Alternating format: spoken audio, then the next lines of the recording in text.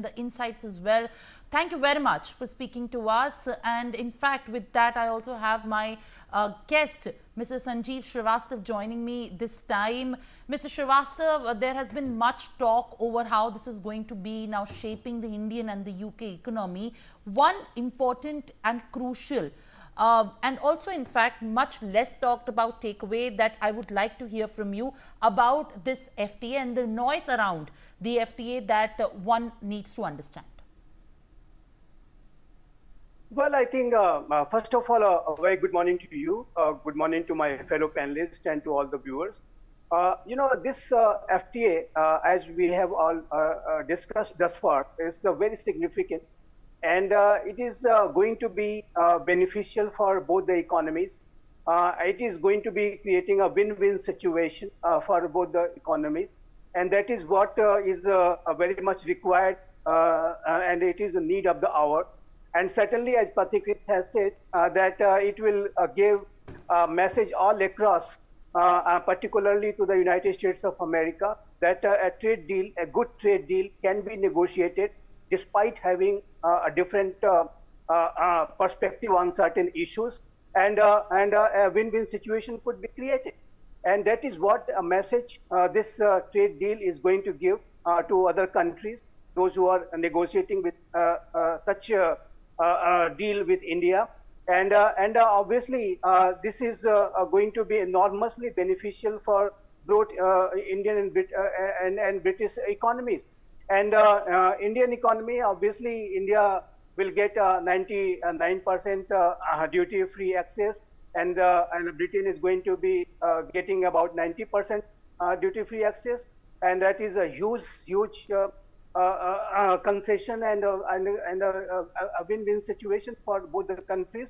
Both the nations are obviously democracies.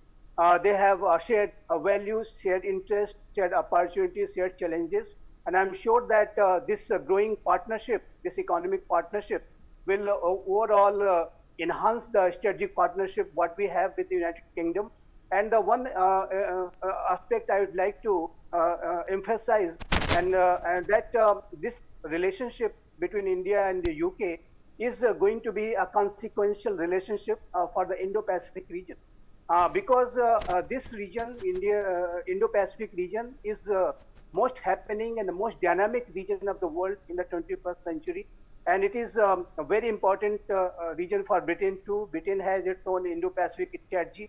And after coming out from the European Union, they were looking for such a big move through which they can enhance their interaction and partnership with this region. And obviously, India is the most significant player, a democratic player in the Indo-Pacific region. So I think Britain is again going to be getting a lot of benefit in terms of strategy, and they will have a closer cooperation with India.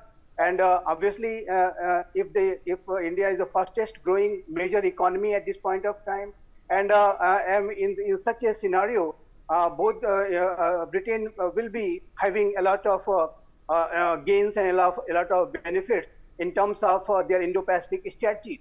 So I think this entire situation, what India and the UK are in at this point of time, is very significant for the democratic nations. And obviously, as I said, that this